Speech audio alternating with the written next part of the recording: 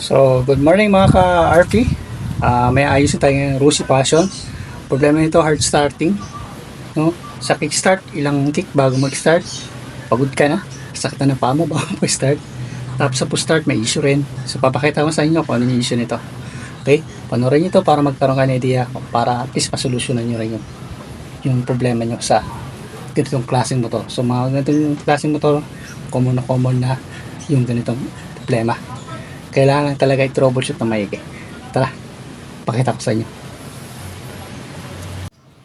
So, siya natin. Ito yung issue niya sa push start. Yan ha, narinig nyo?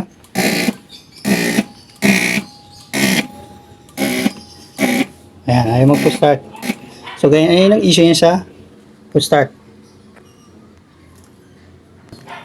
Check naman natin sa sa kickstart. 1, 2, yan. Pag napachempa mo na siya na mapapa-start mo na siya agad. Pero, yan. Yan. Kasi ito, nakik ko na siya kanina, siguro mga 5 beses ko na siya nakik. Kaya, nung kinik ko na uli, nag-start na siya kasi pumas na yung langis. Pero ayusin din natin yan. Problema na yan. Okay? Kasi pag na-stuck siya ng matagal, kahit anong gawin mo. kaya ngayon na nag-start na siya ng isa o dalawa. Kasi nga, nakik ko na ito kagabi ng umaga. Ayan. Natin. Start na to. Ayan. Pero ayusin natin yan. Ang issue kasi nito pag natambay ng matagal, mahirap i-kickstart nito, mahirap pa anda rin. Sa push-start, ayusin din natin yan.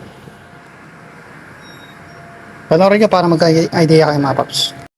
So yan, nakalas ko na yung bearings dito, So ganito, ang unang checkin ko sa push-start.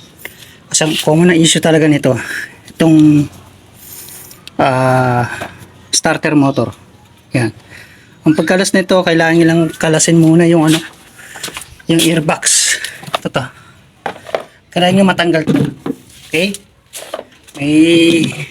Yan. Kailangan matanggal yan para matanggal nyo rin yung maayos to. So may mga ternilyo yan dyan. Hindi ko na pinakita. Pinakita ko lang sa inyo kung saan banda. Yan. Kakalasin nyo yan. Tapos to, luluwagan nyo rin to.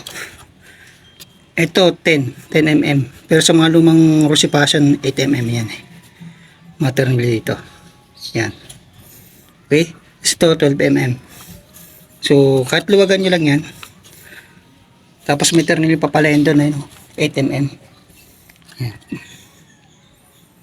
Pero diskarte na lang, kahit di naman yung kalasin na ito.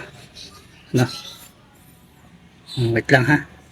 So, ayan, So, may dalawang ternilyo dito, 8 mm. Yan. Yan kakalisin nyo para makalas tong yung starter motor. So yan, naluwagan ko na yan, yung ternilyo, gamit ko yung T-wrench na 8 mm. Halos natanggal ko na to. Yan. Pinakita ko lang sa inyo para magkaroon ng idea. Okay? Yan. Yan.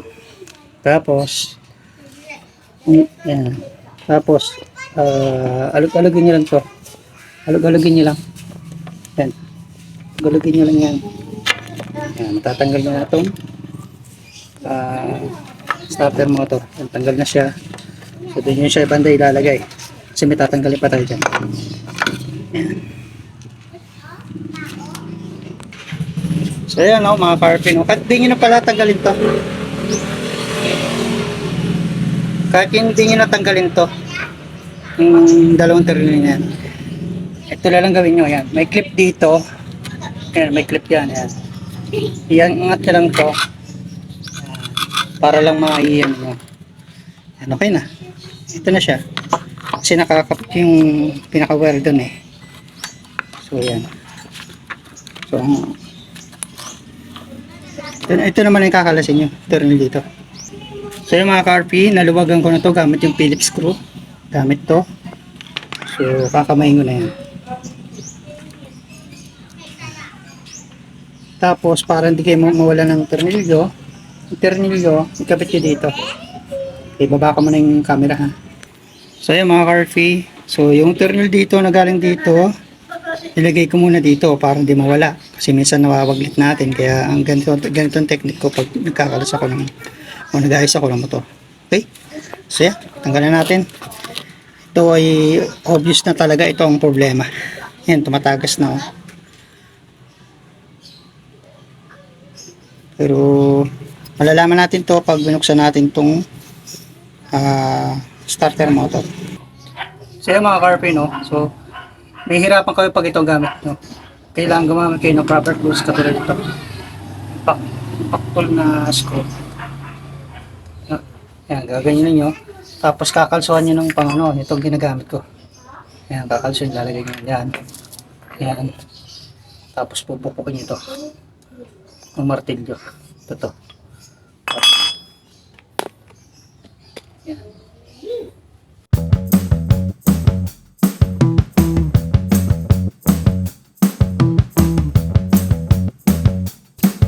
Yan, kapag naluwagan nyo na, pwede na gamitan ito.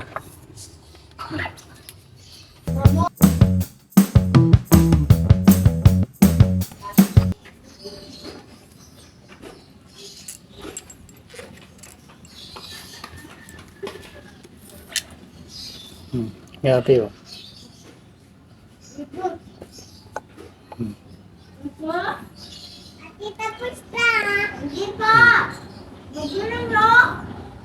Ayan, grabe yung ano, yung pinasok na ng langis.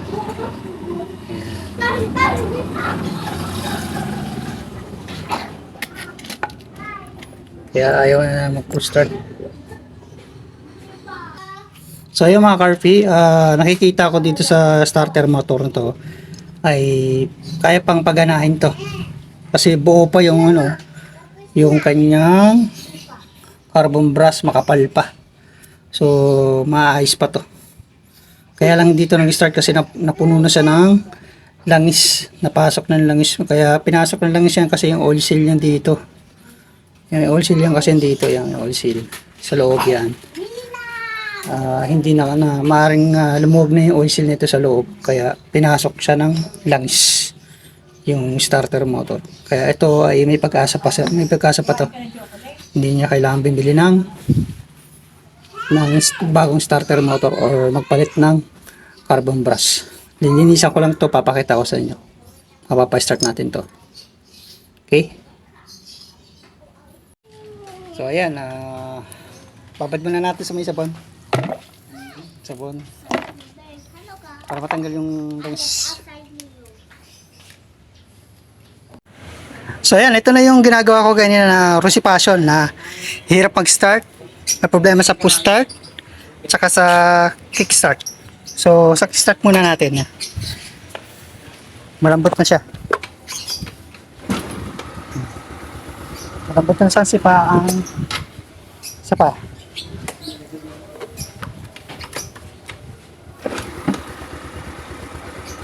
Okay na siya. Sa push start naman, ito. Kanina hirap din siya ma-push start. Ang problema nito ay sa starter motor. Nilinis ko lang yung starter motor mga paps. Hindi ko na naipakita kasi medyo maraming ginagawa rin kasi. So yan pa, yan, nagbanit na siya. Nagbanit na siya. Okay na. Okay ito mga paps. Solve na yung problema ng motor niya. Maraming salamat. Peace out.